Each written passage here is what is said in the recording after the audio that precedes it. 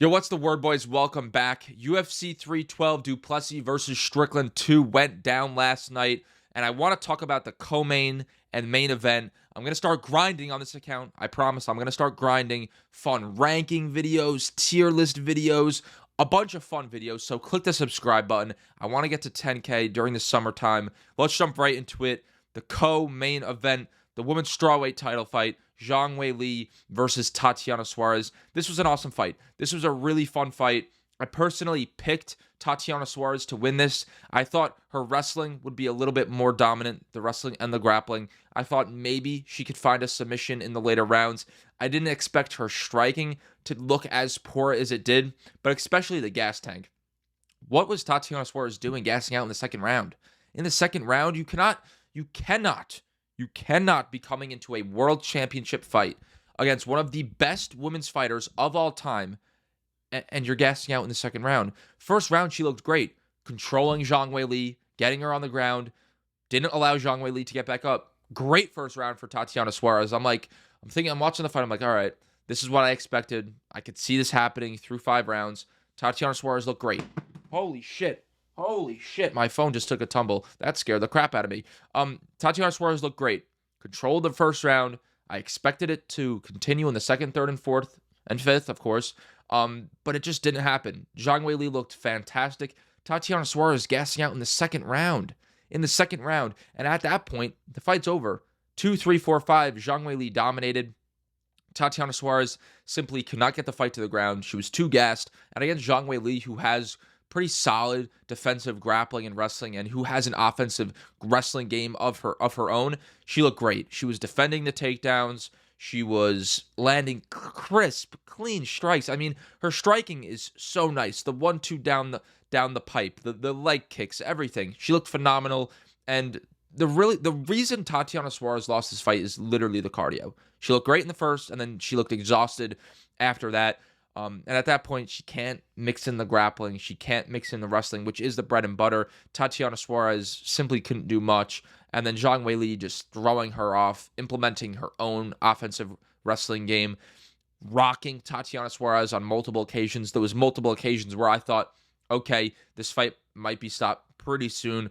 But man, how good is Zhang Weili? How good is this woman? Because I thought this would be a tough fight. She's coming into this fight as an underdog, and she 4-1s her. Looks phenomenal in the second, third, fourth, and fifth. Implements her own wrestling game against one of the best wrestlers we have in the sport. The striking looked crisp. She has power. Man, she's my favorite women's MMA fighter of all time. I don't give a damn. She's so much fun to watch. Impresses me so much time after time. She's getting better, too, which is crazy. She's in her prime right now, but she is improving fight after fight. She looks better, and better. She has cleared out the strawweight division at this point. Not the strawweight division. And she just looks great. I don't even know how Tatiana Suarez made the weight. Maybe that's why she was so gassed, but that's besides the point. But I honestly think it's time she fights for double champ status. She needs a big fight. She's cleared out the entirety of the division pretty much, and she deserves it. She deserves to fight and go up to flyweight and compete against Valentina Shevchenko. That's such a good fight, man. Two of the greatest of all time. Still fighting, still champs. That's clearly the fight. That's clearly the fight that has to be next. Zhang Weili, Valentina Shevchenko, you could throw it as co-main event on a stacked pay-per-view, co-main event to John Jones, Tom Aspinall, co-main event to International Fight Week, or if you could really throw it as the main event. I'm okay with this being a main event on a pay-per-view. That's how good this fight is. And Valentina Shevchenko, she got her belt back. She looked amazing in that trilogy with Alexa Grasso.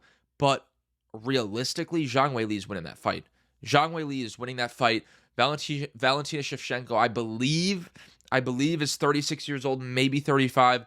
She's a little bit older. I'm not exactly sure how old Zhang Weili is, but she is still in her prime. I don't think Valentina Shevchenko will be able to implement the wrestling and the grappling to really any extent, maybe in the early rounds, but Zhang Weili is so good at defending those takedowns throughout the 5 rounds.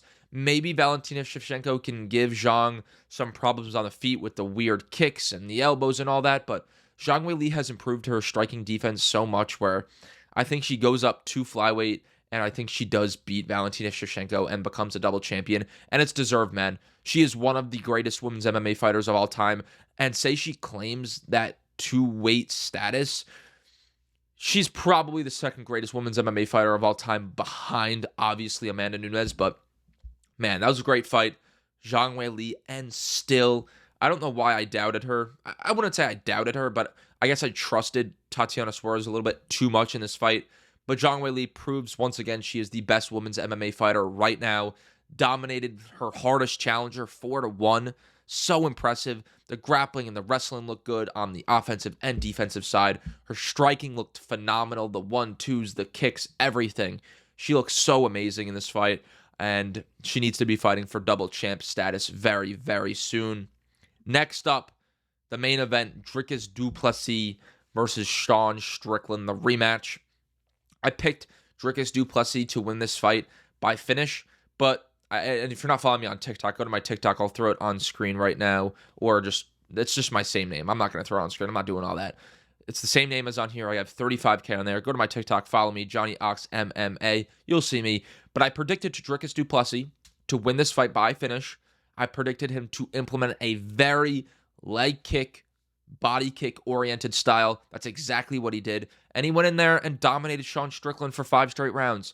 Beat him up, broke his nose, won all 5 rounds, 5-0, and only shot for 1 takedown. How does Dricus get away with this? How does he go in there with one of the most technical, awkward strikers we have in Sean Strickland and outstrike him for 5 straight rounds? Sean didn't win a single round in a pure striking battle with Dricus Du Plessis. I don't get it. This man has the craziest plot armor we've ever seen. And of course, he landed that 1 takedown, and it was at the end of the, first round? It was at the end of the first round, so he really didn't control Sean at all throughout the whole fight. It was just a straight-up striking battle, and Dricus Du Plessis gets it done.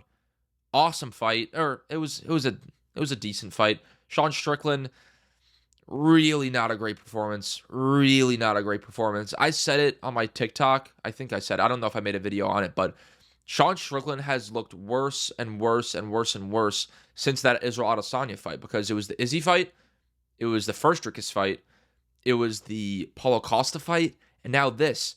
So I really do think Sean Strickland reached his peak already. Not to disrespect him, but he said he's going to war. He says he's going to die for you. Then throws a teep and a jab. He just needs to mix it up a little bit more. His corner is screaming at him, we need more activity, we need more activity, we need more activity. And then he goes out there and just throws a teep and a jab. I know his nose was broken. I understand that. But that was what, the 3rd or the 4th round? He's not going to win. People are going to figure out Sean Strickland. People are going to figure this man out. Similarly to how they figured out Israel Adesanya, in my opinion. People figured out Izzy, and Sean Strickland has a very one-dimensional style. A lot simpler than Israel's. So people are going to figure out Sean. I don't know where he goes from here, but Dricus Du Plessis, man. Awkward style, striking looked good, lots of leg kicks, dominated Sean Strickland. No more excuses from the Strickland side. I'm so over it. No more excuses. Nobody robbed you in the first fight. His fans got to calm down too. Sean Strickland and his fans are a little crazy. His mob is like, oh, we got robbed in the first fight. He's gonna go in there and dominate Dricus. He's gonna die for us. Blah, blah, blah, blah. First of all, he didn't get robbed in the first fight. It was a very close fight. It could have gone either way. The media scorecards favored Dricus Du Plessis more, so I don't know where this narrative comes from that, oh, he was robbed, It's like that Sean Strickland, Colby fan base that just makes excuses for them losing fights. And I'm sorry if this video is kind of all over the place. I'm kind of just throwing it out there with no real outline, I guess you could say, but no more excuses from the Strickland side. Dricus Du Plessis proved he is the best middleweight in the world for now. And yeah, he dominates Sean Strickland. I thought he'd find the finish, but it is what it is. Kind of a slow fight. Nothing crazy really happened. Nobody got rocked that bad. Dricus was landing a lot of head kicks, which was nice. Didn't rock Sean Strickland at all. He was landing some pretty flush head kicks. And I want to ask you guys the question, because this fight kind of proved it. How much power does Alex Pereira have? How much power does this man have in his left hook? just destroyed Sean Strickland. We have Dricus Du Plessis landing flush head kicks, not rocking Strickland at all. Alex Pereira is putting this man out cold with one punch. But yeah, that's besides the point. Dricus Du Plessis, man, I think his game plan coming into this fight was so good. You know, you kind of figured out Sean Strickland. He's got a good gas tank. We saw he had staph infection, so why not throw the 3 levels of attack? You throw the leg kicks to his legs, you throw the leg kicks to the body, and then you throw the head kicks. It mixes up everything, and then he threw one takedown in the first round. It kind of just gets Sean Strickland thinking a bunch, which opens up more strikes for Dricus Du Plessis, and that's exactly what he did. That's exactly what he did. 3 levels of attack. I don't even know how to. I guess that's a term I could use. 3-level attack, sure, but Dricus proved he's the best in the world for now. Sean Strickland, I kind of want him fighting Robert Whittaker next. I want him fighting Robert Whittaker next. What's it called? He openly ducked Robert Whittaker in the past before this fight, said it wasn't going to fight him. I deserve my chance, so why not make that Robert Whittaker fight? I think Strickland Whittaker would be a very fun fight. The top of the middleweight division's kind of taking place. We have Du Plessis versus Chimaev. We have Imavov versus Baralho. Those are 2 fights that I think should happen. They're pretty easy to make. So where does Sean Strickland go? He's gotten a few lobs from the UFC recently, so I think we give that fight to Robert Whittaker. I know Whittaker lost against Chimaev. It doesn't really make too much sense for Whittaker. Maybe you want like a Brennan Allen. I don't even know if that makes too much sense. They already fought. So I think Strickland Whittaker is a fresh matchup at the top of the division. I like that. I like that a lot. I think it makes sense. And then in terms of Dricus Du Plessis' next fight, easy, man. You do the Khamzat Chimaev fight. That's such a good fight. That's one of the coolest fights the UFC can make in the history of their company. Du Plessis, Chimaev. I don't know when you want to do it. Do you want to do International Fight Week? That could be really cool. That could easily headline International Fight Week.